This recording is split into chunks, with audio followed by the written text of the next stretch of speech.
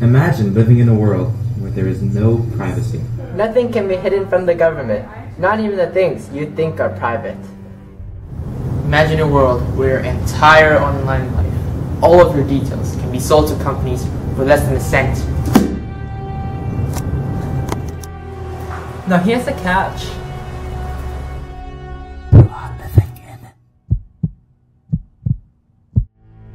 The National Security Agency, also known as the NSA, is a branch of the U.S. government tasked with preventing terrorism through the use of spying and technology. For years, 2 U.S. senators have been warning Parliament that the NSA is violating privacy rights and misleading legislation. But because all the activities of the NSA are classified top secret, the senators have only been able to make vague statements that nobody could act on. Finally, in June 2013, Edward Snowden, a former NSA employee and a computer specialist, blew the whistle.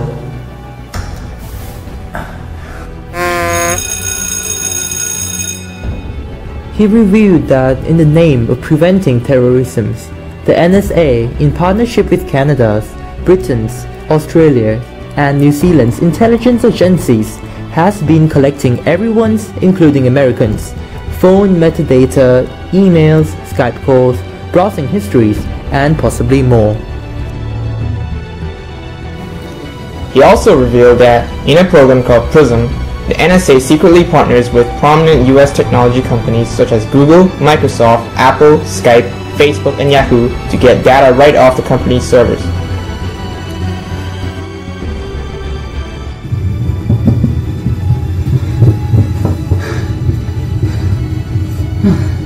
They say this has to be done to find suspected terrorists' background and contacts, and they claim that this technology has led them to find 50 potential terrorist attacks. But when pressed for evidence, the NSA hasn't been able to find anything convincing. Now what this means is that all your personal data, all your phone calls, all your emails, and Skype calls are being collected, stored, and analyzed by the US government.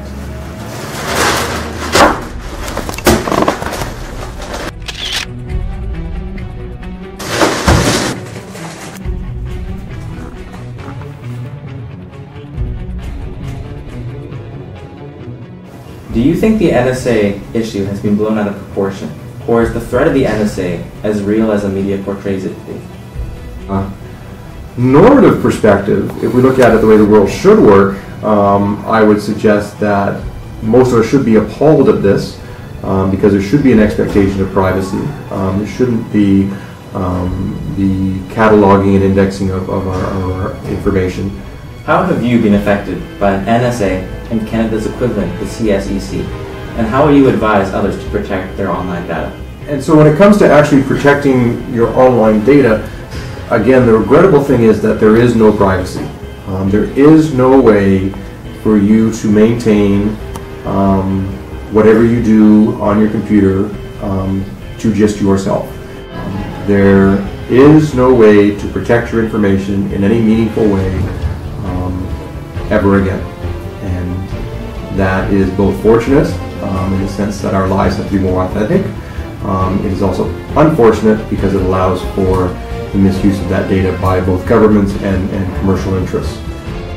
What do you think of the ways in which they obtain their intel? I mean, they're practically spying on their own citizens.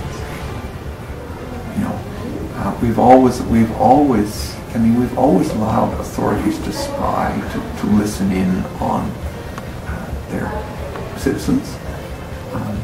But the difference, it seems to me, with the NSA or GCHQ in the United Kingdom or the Canadian equivalent is that they're simply scooping up lots of data. What caused them to do this in the first place? So, you know, it's partly the issue of security, but it's also because simply they can. Article 12 of the Universal Declaration of Human Rights states, "No one shall be subjected to arbitrary interference with his privacy, family, home, or correspondence, nor to attacks upon his honor and reputation." Everyone has the right to the protection of the law against such interference or attacks. The NSA's arbitrary collection of personal information via the internet and phone metadata violates this right. Though they are doing it for national security, the data of innocent people are being analyzed in the process as well.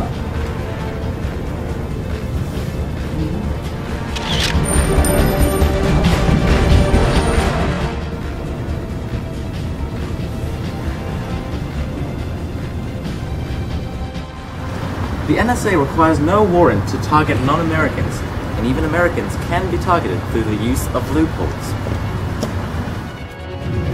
The US government can get to almost anywhere. If that isn't arbitrary interference, then what is? Article 19 of the UDHR states, everyone has the right to freedom of opinions and expression. These rights includes freedom to hold opinions without interference and to seek, receive, and impart information and ideas through any media and regardless of frontiers.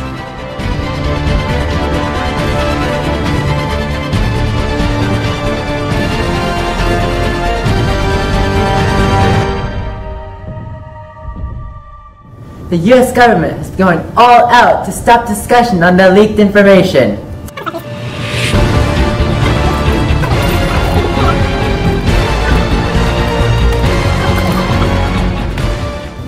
There we go, all fixed. They have intimidated countries out of giving Snowden asylum. They have detained the partner of Glenn Greenwald, the most prominent NSA leak reporter, for 9 hours under anti-terrorism legislation. And they have even published misinformation in order to damage the credibility of Snowden and the journalists working with him. I know the US government is not very nice, but guess what? Canada also has its own version of the NSA. It's called the Communications Security Establishment Canada, or CSEC for short. They are responsible for monitoring foreign communications related to national security of Canada.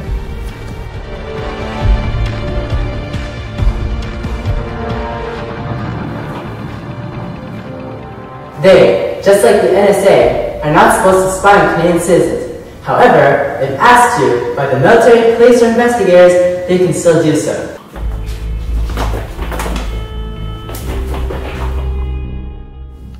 Being so close to the US, Canada is caught up in the NSA surveillance and, along with Britain, Australia, and New Zealand, is part of the intelligence sharing agreement called the Five Eyes. Unfortunately, the only thing the US government are doing about this fiasco is saying that it's alright. or that, It protects us from terrorists. or There's many safeguards. the other Five Eyes countries haven't been doing much better either. Although some congressmen propose bills to limit surveillance, it doesn't help non-Americans. Frankly speaking, they're not covered.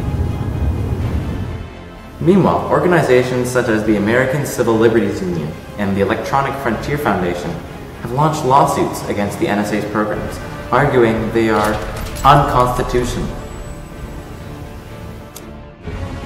In the past, similar lawsuits have failed due to secret documents not being allowed in court and the ACLU being unable to show that they themselves have been spied on.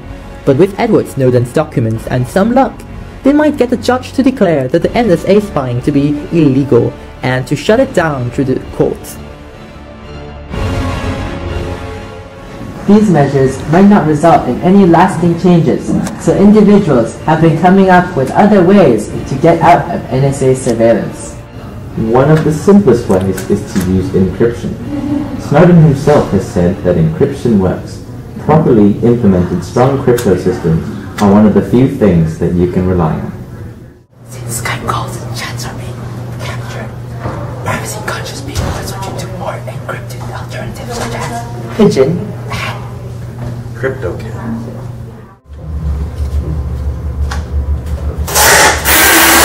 Hey there! For people who want to be even more private, can use Tor for the web browsing. Now Tor is a free service that makes web browsing completely anonymous. Bye!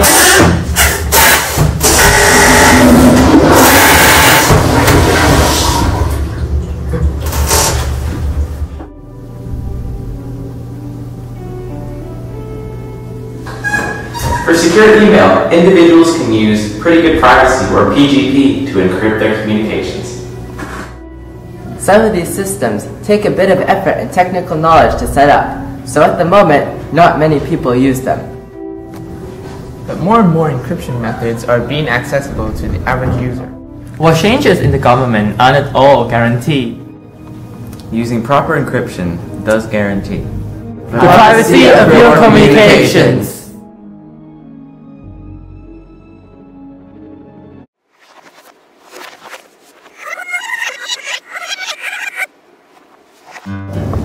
Look at my hand. Does that mean go? One more time. So.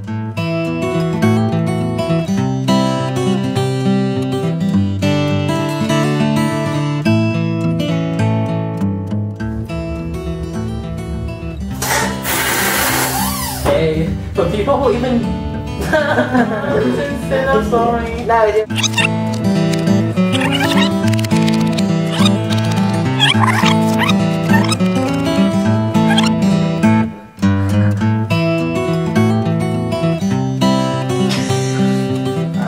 For your entire online life, all of your details can be sold to companies for less than a cent. Eventually.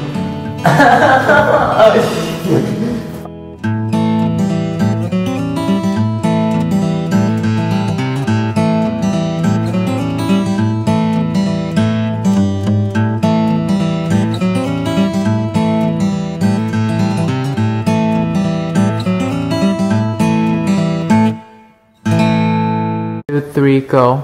I know the US government isn't very nice, but guess what? Canada also has. I can't do this at the same time. No, we're not. Practice, no, but doing this is beautiful. 2, 3, go. Here's a catch. Serious face for 3 seconds. You pain in. Okay. Oh no, that's gonna be on video. I just. Do not put.